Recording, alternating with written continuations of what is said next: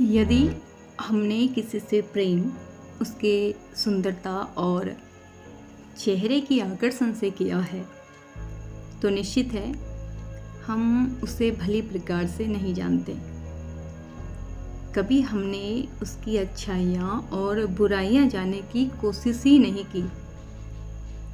अगर उसकी कुछ बुराइयाँ हमें साफ साफ दिखती हैं तब भी हमने उसकी बुराइयों को, उसकी गलतियों को नज़रअंदाज करना उस समय सही समझा, या उसे कभी समझने की हमने कोशिश ही नहीं की।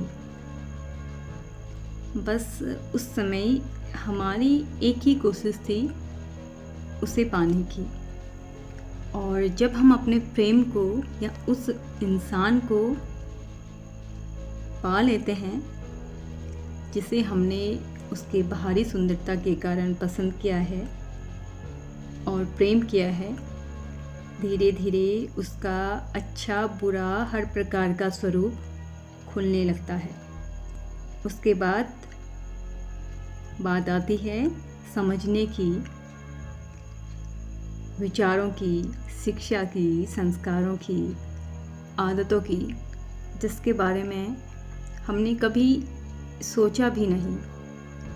पर धीरे धीरे सब कुछ बदलता है, परिस्थितियाँ बदलती हैं, जिम्मेदारियाँ बढ़ती हैं, कर्तव्य भी होते हैं जिसमें एक दूसरे के साथ एक साथ साथ चलना होता है।